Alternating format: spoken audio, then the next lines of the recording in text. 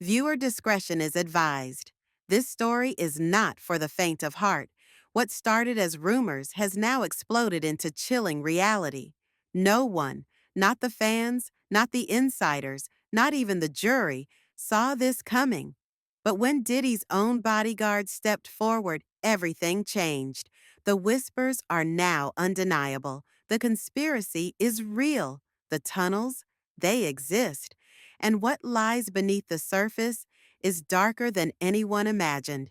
In a packed federal courtroom, a single USB drive changed everything. It was labeled Project Zero, and it came from Gene Deal, Diddy's longtime bodyguard who had kept quiet for years. The footage inside was raw and unfiltered. The courtroom fell silent. One juror reportedly cried.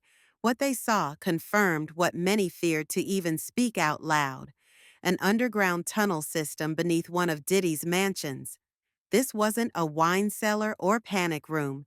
These were dimly lit corridors, red lights, coated doors, rooms labeled Obey.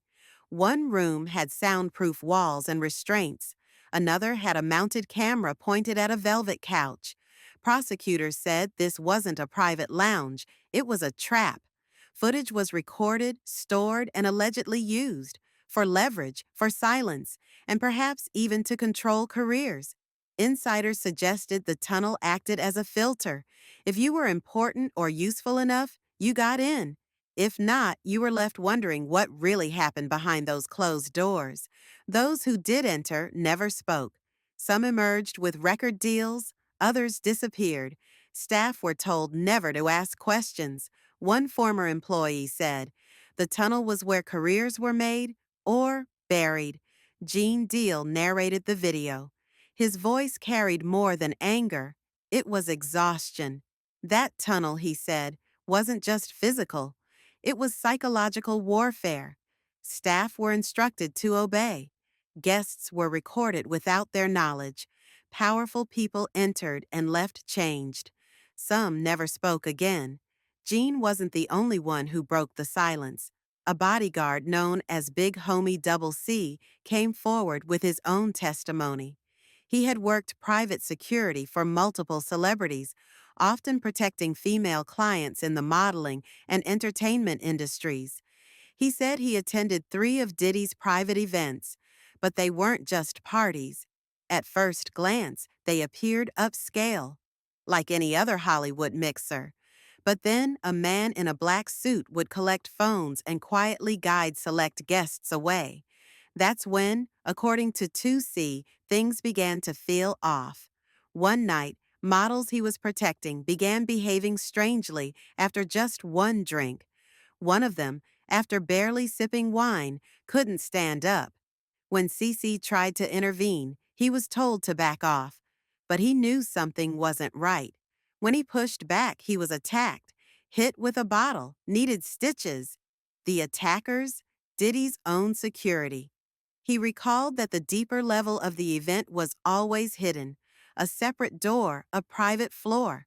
That's where the sex workers showed up, male and female, where people disappeared into rooms, and where things began to feel truly wrong.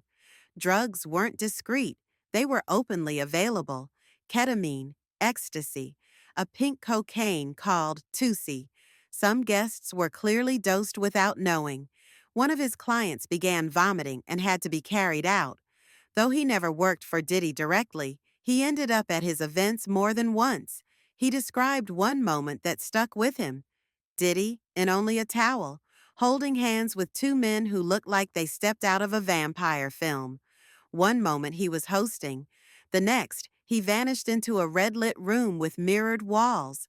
That, Double C said, was when he realized he needed to leave. Other private contractors confirmed what he described. Once phones were collected, the rules changed. Unnamed men in all-black attire, known as handlers, dictated who guests could talk to, where they could go, and even when they could leave. One model reported waiting 6 hours to be allowed to go home. Another said her friend wasn't permitted to leave at all. One witness claimed a celebrity was escorted into a locked room and told it was for his own privacy. He wasn't checked on for hours. It felt criminal, she said, but in this industry, no one wants to risk their future. More people started speaking up. More stories surfaced, all painting the same picture: an obsession with control, secret footage, long standing NDAs, nights people couldn't remember, favors owed, careers manipulated. Many now say the drinks were laced.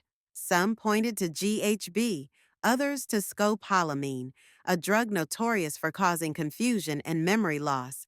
One former security professional said he tested positive for it after attending one of these events, even though he hadn't touched a single drink. He developed pneumonia 3 times over 6 years and lost part of a lung.